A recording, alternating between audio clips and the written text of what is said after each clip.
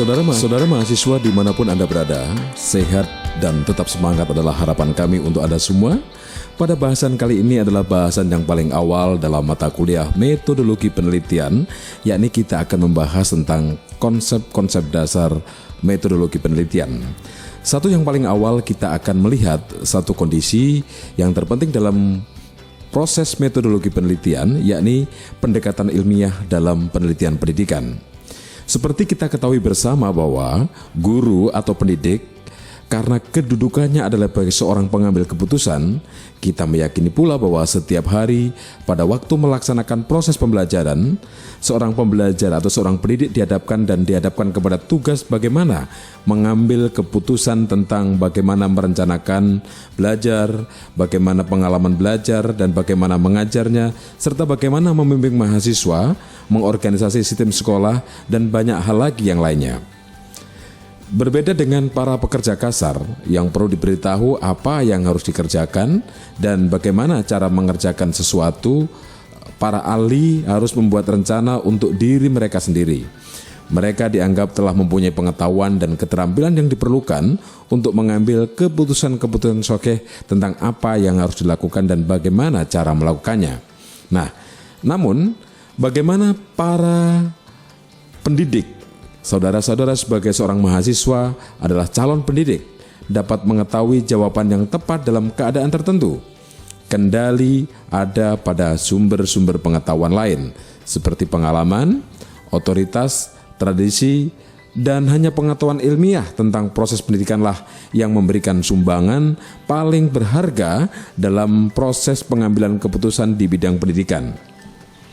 Para pendidik dapat memanfaatkan sumber-sumber belajar guna memperoleh informasi dan saran-saran yang dapat dijadikan pedoman dalam sebuah pengambil keputusan. Salah satunya adalah melalui sebuah riset, melalui sebuah penelitian.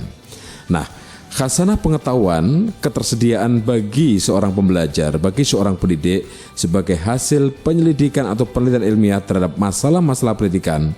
Sampai sekarang, pendidikan belum sepenuhnya dipengaruhi oleh hasil-hasil penelitian yang cermat dan sistematis. Bahkan boleh dikatakan bahwa perkembangan ilmu pendidikan masih berada pada tahap yang relatif awal. Saudara mahasiswa, pada kesempatan kali ini kita akan membahas lebih dalam pengetahuan-pengetahuan ataupun hal-hal yang terkait tentang metodologi penelitian.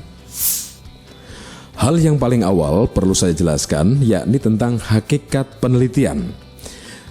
Rasa ingin tahu merupakan salah satu sifat dasar yang dimiliki manusia.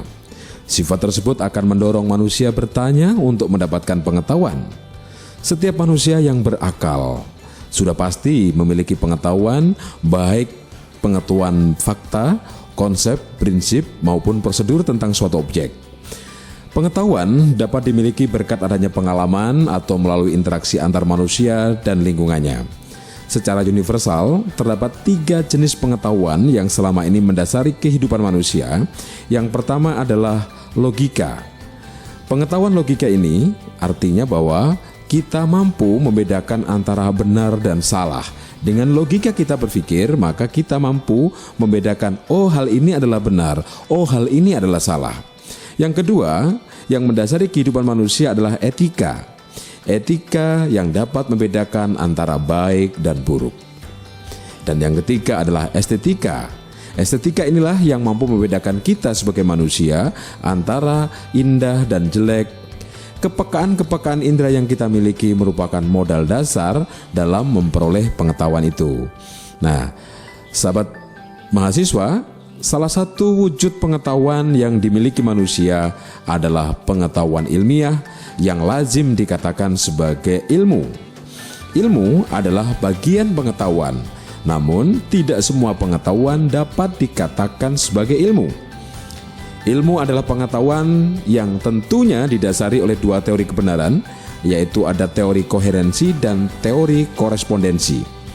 Teori koherensi menyatakan bahwa suatu pernyataan dikatakan benar jika pernyataan tersebut konsisten dengan pernyataan sebelumnya.